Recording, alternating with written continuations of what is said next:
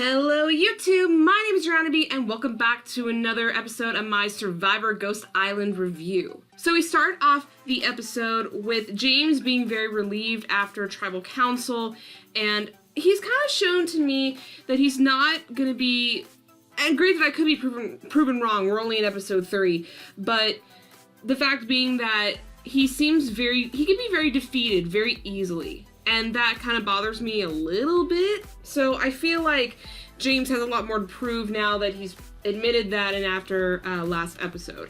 But we get to the main feature of this episode, which is the tribe swap. Yes, we have a really quick tribe swap. Like I think I said at the end of last review, that this came very, very quickly. I was expecting one more episode before they had the tribe swap, but, you know, happened today.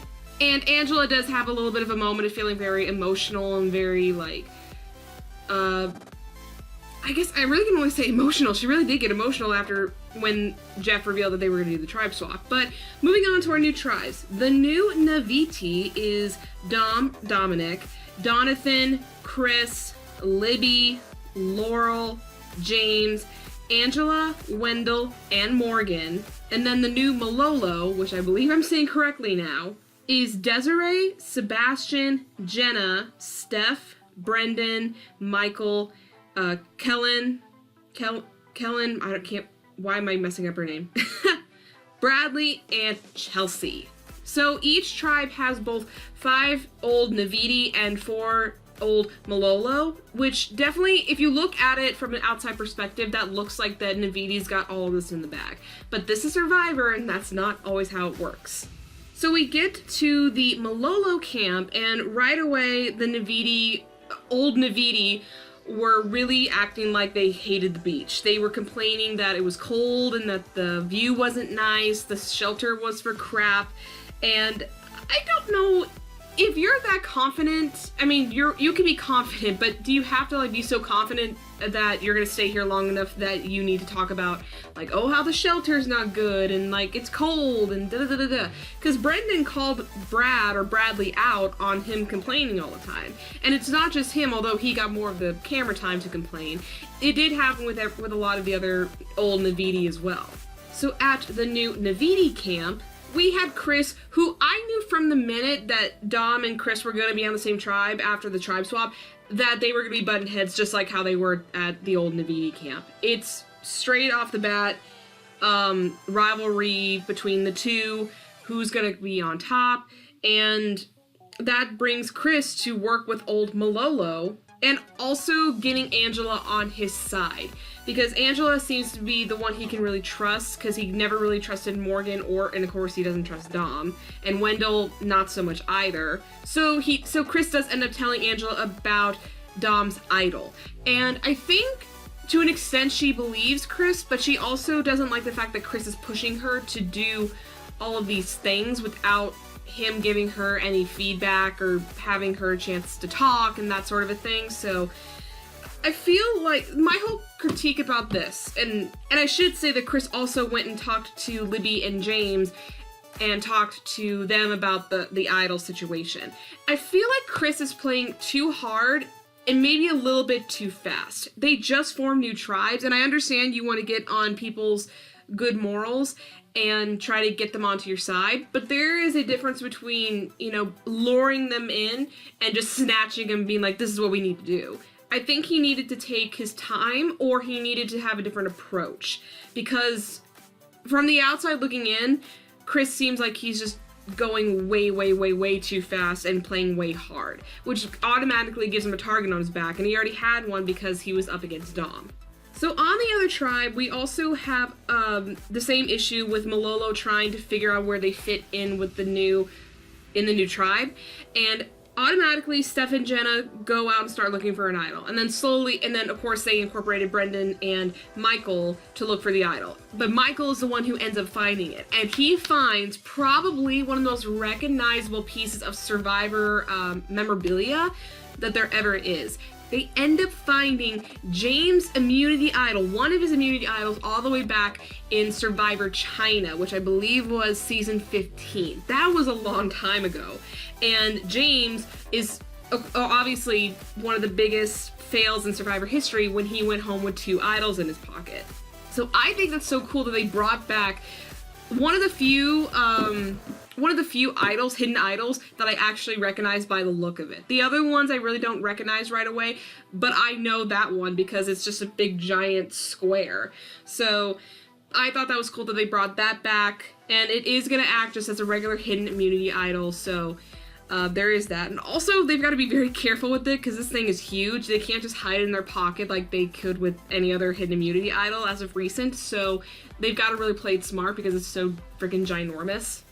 And then we go back to the new rhianaB camp, and we had Dom and Morgan, who are very, very tight at this point, who are now trying to target Chris and get him out because, again, rivalry very much prevalent. So basically, it's a battle of the alpha male. I'm calling it the battle of the alpha male here.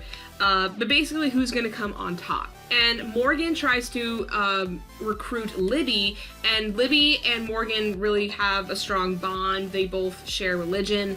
They both, I believe, share other personality traits as well. So they get very, very close, which makes Libby not want to go with Chris, but stay with Morgan and in turn work for Dom. Well, work for Dom. You know what I mean.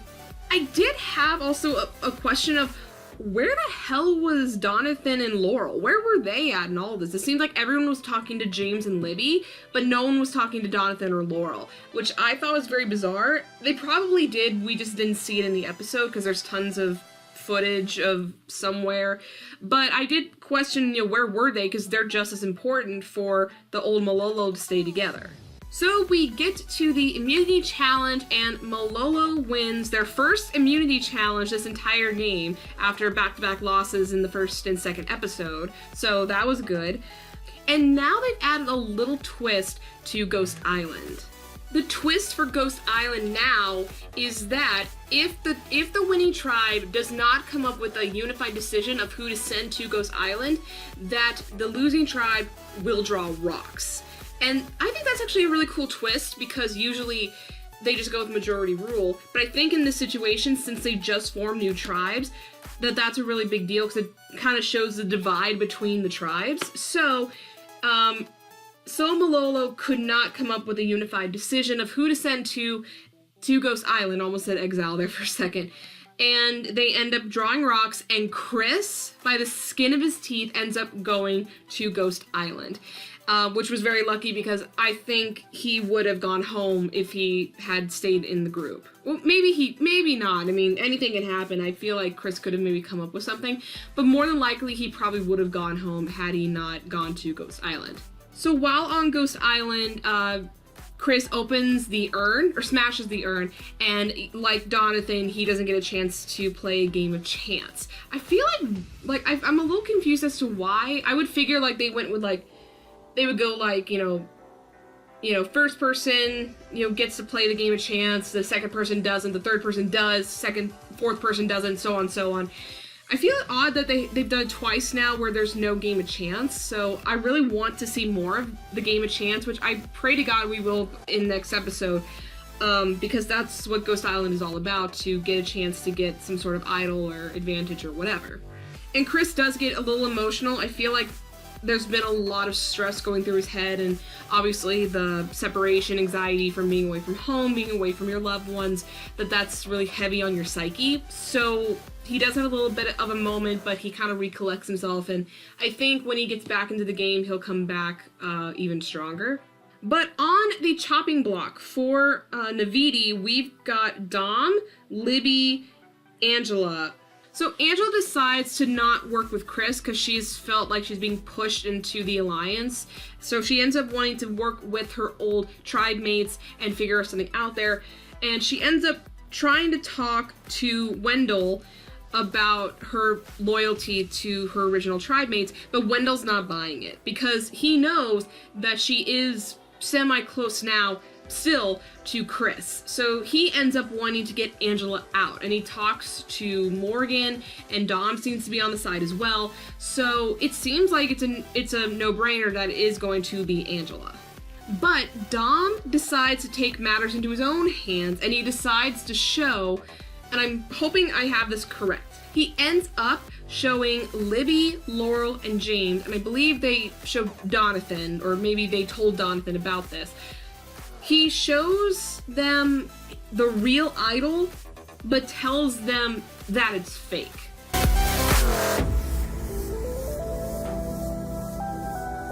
And I hope I got that correct, because honestly I was a little confused by that. I thought that he was going to show, like what he did with Chris, I thought he was going to show them his fake idol and claim that that is a real idol, but it seems like he maybe did the opposite. So I kind of wonder how that's going to play. But right away, this makes James very, very suspicious of Dom, and he decides it's probably best to get rid of either Wendell or Morgan since they're more close to Dom.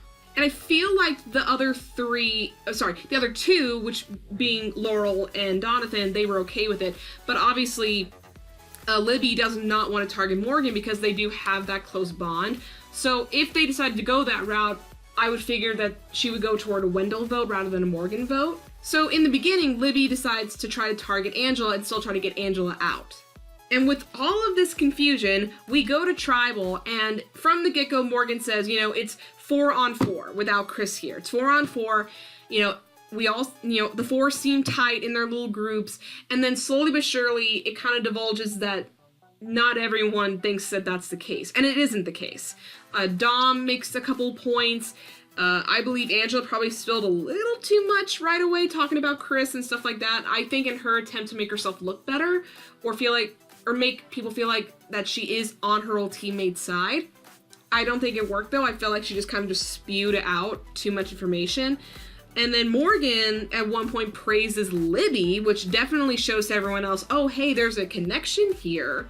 So I feel like just slowly but surely that whole facade of 4-on-4 just like deteriorated just right away. So basically at this point, it's like, which alliance is going to win here? We get to the vote. There aren't any votes for Dom. There is 1 vote for Libby, I believe 3 for Angela, and the person who ends up going home, it's Morgan. Morgan out of nowhere gets the most votes thanks to Libby, because Libby did end up voting for Morgan, and that makes Morgan the 3rd person to be voted out of Survivor Ghost Island. And since Morgan still had the legacy advantage that was given to her by Jacob, she now gets a chance to give it to someone else. And who does she give it to? She gives it to Dominic. I mean, I swear to God, I just am getting Ben 2.0. And I think even James at one point said a Russell Hantz 2.0. He is getting very, very, very, very lucky. He already has a hidden immunity idol. Now he has the legacy advantage, which again, I believe it's top 13 or top 6 he can use that legacy advantage. If he makes it that long, and I really do believe he will unless something happens, I'm just like, because I like Dom as a player, he's very interesting as a player.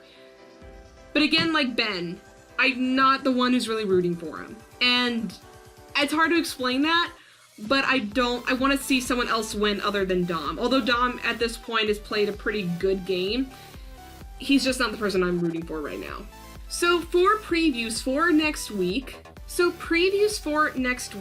we see a connection between Dom and Laurel, and I honestly think with that duo, if that does end up, flourishing, that could actually be very, very interesting because Dom is a very aggressive player, and I see Laurel, as of right now, as being a very, quiet, cerebral, kind of trying to play middle of the road. So that'll be very interesting if the two of them actually form an alliance, and if it actually works, that'll be a very interesting duo. We also see Stephanie have a bit of a, I wouldn't say a meltdown, but she does have, a little moment of, her game is probably in jeopardy, and being that she is in the minority numbers, I can see where she gets that feeling from. But things may change for her alliance, which does include Jenna, Brendan, and Michael. But that may change since Michael, who's part of her alliance alongside Brendan and Jenna, he tells everyone, Brendan already knew, but he ends up telling everyone in their alliance that he found the immunity idol. And this could really mean something big for their alliance. What that is, obviously we don't know, but we're gonna have to wait until next episode to see. So as far as who I think will go home next week, I believe if Navidi goes back to Tribal Council, Chris could still be in a bit of trouble because obviously I think actually now he will be in the majority numbers, but I feel like he still has a giant target on his back, especially since Dom is still a big player here. Maybe, I don't know, maybe Wendell could be in trouble. Angela may still be in trouble, so I feel like it's a lot of old Navidi who are probably the most in trouble. I feel like Malolo on the new Navidi, they're doing very, very well. But on Malolo, I definitely could see maybe, I think if old Malolo had their way, they would probably get rid of Bradley first, because Brendan has obviously stated that he kind of finds Brendan to be a little bit of a complainer. So that may be one thing. Possibly Stephanie or Michael. Possibly. I feel like they would keep Michael for strength, but I don't know. I feel like it could be they may target the women, or they may target Brendan because he is older and he can kind of be perceived as being a leader. So I don't know. There's a lot of factors that go into it, and we're still really early in the game, so anything can happen, and my whole perception may be flipped on its head by next week. Who knows? So I think that is a good place to stop. I will end the video here. If you guys liked the video, please give it a thumbs up. Leave me comments down below. What did you think of this week's episode? And if you want to see my future videos or videos I've already done, go ahead, hit subscribe and hit the little bell icon so you can be notified when my videos come out. That's all I have for you guys today, and until the next video, bye! Mwah.